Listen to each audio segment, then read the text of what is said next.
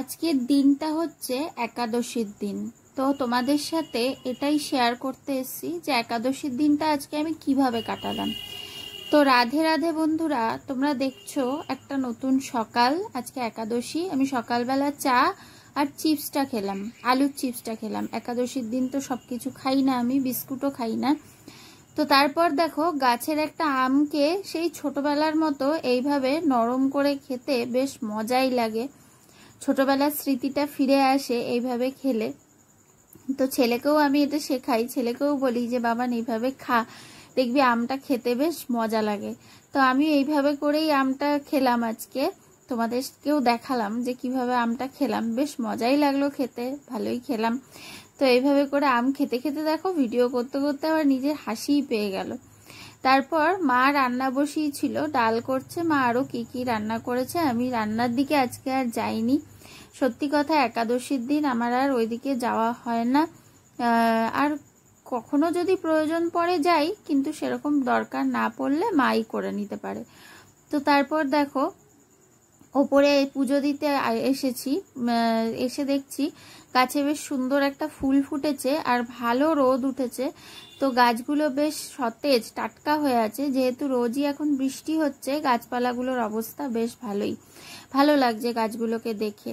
কদিন গরমে ওরা খুব কষ্ট পেয়েছে। তারপর দেখো পুজো দিতে বসেছি। বেশ অনেকটা তুলসী পাতা আমি এই একাদশীর দিন তুলে রাখি। কেন কি দ্বাদশীর দিন তুলসী পাতা তোলা যায় না তুলসী গাছ থেকে, এটা নিষেধ আছে।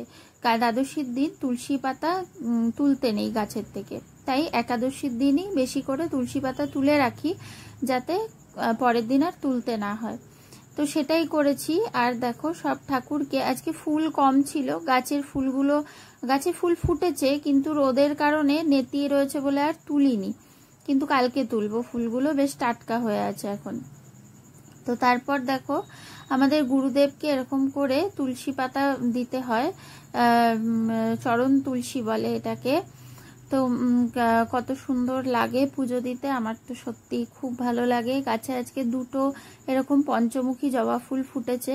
জানি না গোপালকে এই ফুল দিতে হয়, ওই ফুল দিতে নেই, অনেকে অনেক কিছু বলে। আমি অত কিছু শুনি না, অত কিছু জানিও না। আমি নিজে সত্যি যেমন বুঝি, যেমন মনে হয় আমি ঠাকুরকে সেইভাবেই পুজো করি। আমার যেটা মনে হয় ঠিক আমি সেটাই করি। তো এইভাবে করেই আজকে দেখো গোপালকে সাজিয়েছি। আজকে সাদা ফুল একদমই নেই। তারপর গোপালকে আজকে আম দিয়েছি, আম আর জামরুল দিয়ে পুজো দিয়েছি। দুটোই কিন্তু গাছের, আমাদের নিজেদের গাছেরই আম আর গাছেরই জামরুল।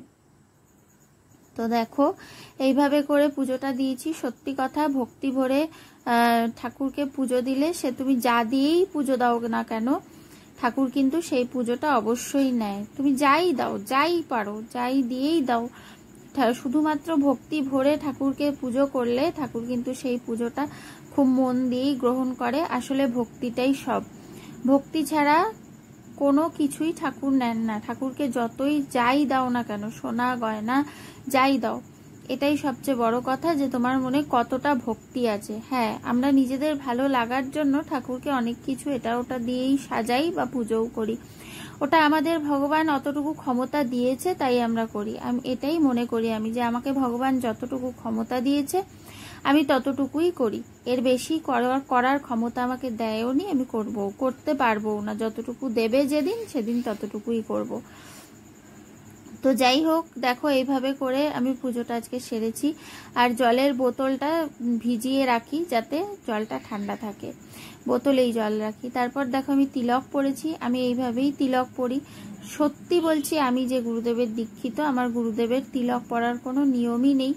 কিন্তু আমি মায়াপুরে গিয়ে আমার ভালো লাগার থেকে আমি এই সমস্ত কিছুটা শুরু করেছি।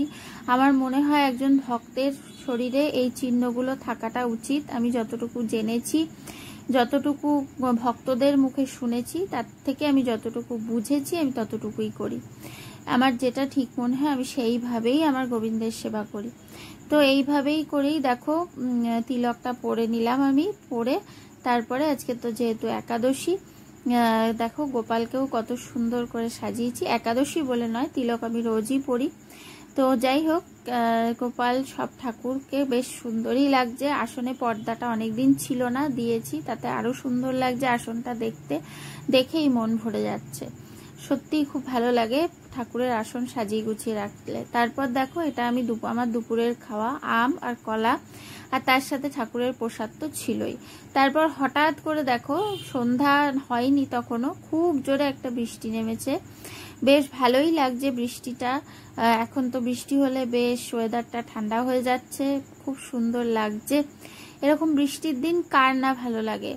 তো খুব সুন্দর একটা বৃষ্টি নেমে এলো সন্ধ্যা নামার আগেই। তো দেখো কি সুন্দর করে বৃষ্টি হচ্ছে। তারপর আমি সন্ধ্যা দিতে গেলাম, ঠাকুরকে সন্ধ্যা দিলাম। সন্ধ্যা দিয়ে তারপরে গিয়ে হলো সবকিছু। যাই হোক, এইভাবে করে আমি সন্ধ্যা দিলাম গোপালকেও কত সুন্দর লাগছে। তারপর তুলসী তলায় সন্ধ্যা দিলাম। তো ভিডিওটা এতটুকুই ছিল, কেমন লাগলো অবশ্যই জানিও। রাধে রাধে, টাটা।